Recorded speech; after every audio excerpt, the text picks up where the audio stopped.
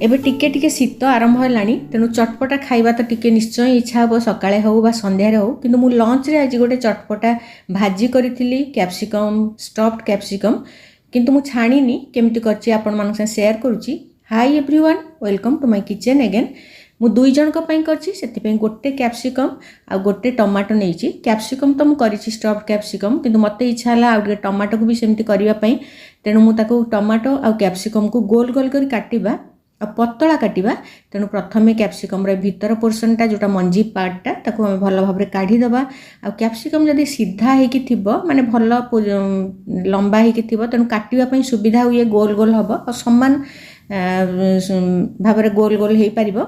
तो देखो एतिकी मोटे रखिबा माने एतिकी मोटा रहिले हमर भल भाबरे दुई पट फ्राई हबो। कैप्सिकम आमे प्राय कैप्सिकम सबु परिवा संगे मिसई पकोड़ा करि थाए किंतु सबु बेले छाणी की खाइबा तो संभव हुएनी। तेणु एमिति जदी आपण मानको जेबे इच्छा हबो निश्चय थर करेंगे। आ बेसन देकी तो पकोड़ा आमे प्राय पारंपरिक ढंग से सब बेसन पकोड़ा आमे करि थाए तेणु जेकोसी परिवार बेसन पकोड़ा बहुत भल लगे। सेमती मु टमाटो को भी काटी देछि गोल गोल करी। दुई जन को पई करूछि बोली मु कम कम करिछि। आपण माने चाहिले आ टिके अधिका भी करि परिबे, बहुत बढ़िया टेस्टी हुए। आ तेलर परिमाण भी बहुत कम रे हे जाय, टिके सीम रे बसी बसी के हम करबा को पड़े। टमाटो रे भी से मझी पोर्शन आमे काढी दबा, ताको न फोपाड़ी की जेकोसी तरकारी रे हो ऐड करिया पई मु रखि देइथिली। तापरे एमती करिछि मु एटा को काटी सारला परे ताकू टिके सीजन करिवा माने टिके लूण, हळदी गुंड आ लंका गुंड टिके ता ऊपर स्प्रिंकल करिवा ताकि ऊपर टिके तार लागि कि रहइबो लूणटा आ खाली खाली लागिबनी बा सादा लागिबनी। तापरे टिके 5-10 मिनिट ताकू छाडी देला परे मु जो मसलाटा प्रिपेयर करिवि जो पकोड़ा मसला सेटा पई गोटे पियाज मु नेइछि। जेतिकी कैप्सिकम और टमाटो अछि हमर गोटे पियाज हेले हेइ जिवो। चाहिए भी टिके रसुण अदा भी ऐड करेंगे। मु किंतु खाली पियाज और कंचा लंका, दुईटा कंचा लंका एकदम छोट छोट करके काटिबा जोटा कि आम बेसन संगे गोली की तार स्टफिंग करवा। जेकोसी धनिया पुदीना ये सब पत्र तो देले पकोड़ार फ्लेवर बहुत बढ़िया आसता है। मु धनिया पत्र देइथिली आ टिके भृषंग पत्र ताकू भी चुन चुन करके काटिबा।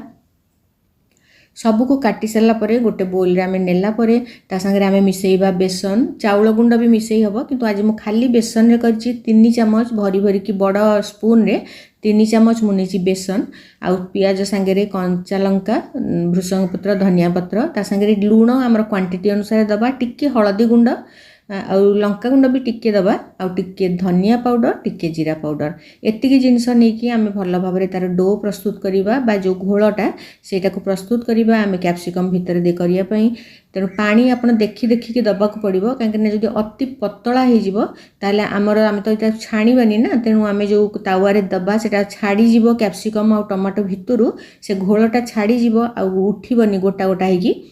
तेणु आपण एतिकी देखंतु मु प्राय टिके टिके करके पानी की देइथिली 5-7 चम्मच देला परे सेटा घोल सेतिकी हमर रहिबो बहलिया। तापरे मु तेल नेइची एटा 2 थर मोर तो हबो सेतमे एका बेले मु तेल नै जाइची नले आउरी भी कम तेल प्रथम थर देइथिले भी हेइथांता किंतु नॉन स्टिक पैन रे गोटे थर यूज करला परे भी जेतिकी तेल थिबो आउ थरे आपण माने करि परिबे।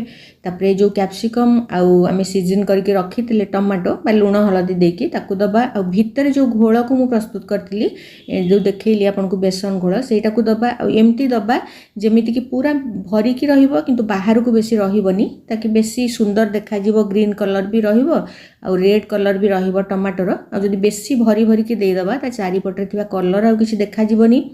जेकोसी खाइबा जिनस जेतिकी टेस्टी बनैबा माने पार्टी को भल लागिबा दरकार, आखि को भी सेतिकी सुंदर देखा जिबा दरकार। सेइथि मु जहाँ भी करे मते जदि परिबा ठीक भाबरे कटा न होई जाई थाए बा भल भाबरे सुंदर देखा जाउ नथिबो ताले मते इच्छा लागेनी करिबा को। आपण माने भी सब बेले ट्राई करिवे जेतेबेले खाइबा सुंदर हवा संगे संगे देखिबा को भी सुंदर लागिबो आ परिष्कार परिच्छन्न करिकी कम तेल मसला रे जेमति आमे तयारी करिबा। आकु प्राय सीम रे मु प्रथमे टिके अधिक आंच देइतिली तापर सीम करी दबा। ऊपर टिके गोलमरीच पाउडर आ टिके लंका गुंड आ टिके चाट मसाला ताको मिसई की स्प्रिंकल कर देइची ताकि दुई पट ओल्टेला परे भी बढ़िया पकोड़ार फ्लेवर भी आसीबो, भल लागिबो। तेणु किछि समय प्राय 10 मिनिट तो लागिबो आस्ते आस्ते करिया पई काहेकि बेसन नहले कंचा रहि जिवो। टिके टिके रही रही की आपण माने ताको ओल्टेई दउथिबे ମୁଁ ବହୁତ ସମୟ ଓଲଟେଇଥିଲି ସେଇଟା ସବୁ ଦେଖେଇ ହେଇନି। ତାପରେ ଦେଖନ୍ତୁ ଏବେ ମୋର ପୁରା ଫ୍ରାଏ ହେଇଯାଇଛି, କ୍ୟାପ୍ସିକମ୍ ସିଝି ଯାଇଛି ଆଉ ଭିତରେ ଥିବା ଯେଉଁ ବେସନ ସେଇଟା ପୁରା ଭଲ ଭାବରେ ଯେମିତି ପକୋଡ଼ାର ଫ୍ଲେଭର ଆସିଲେ ଆପଣମାନେ ଜାଣିପାରିବେ ଆଉ କଲର୍ରୁ ବି ଜଣାପଡ଼ିଯାଏ। ତେଣୁ ମୋର ଏଇଟା ହେଇଯାଇଥିଲା। ଭାତ ସାଙ୍ଗରେ ବହୁତ ଚଟପଟା ଲାଗେ। ଚାହିଁଲେ ବି ଆପଣ ସନ୍ଧ୍ୟାର ସ୍ନାକ୍ସ ସାଙ୍ଗରେ ସକାଳର ବ୍ରେକଫାଷ୍ଟ ସାଙ୍ଗରେ ବି କରିକି ଖାଇପାରିବେ। ଦେଖନ୍ତୁ ଯେତିକି ତେଲ ମୋର ବଳିଛି, ମୋର ତ ଆଉ ଟିକେ ବି କ୍ୟାପ୍ସିକମ୍ ଆଉ ଟମାଟୋ ତ ସରିଯାଇଥିଲା, କ୍ୟାପ୍ସିକମ୍ ଆଉ 2-4 ପିସ୍ ଥିଲା। ତା ଦେହରେ ମୁଁ ଯେତିକି ତେଲ ଅଛି ସେଇଟା ଆଉ ଥରେ ବି ମୋର ହେଇଯିବ। ଏମିତି ଆଜି କରିଥିଲି ମୁଁ ଚଟପଟା ଷ୍ଟଫ୍ଡ କ୍ୟାପ୍ସିକମ୍। ଭଲ ଲାଗିଲେ ମୋତେ ନିଶ୍ଚୟ ଜଣେଇବେ। Thank you.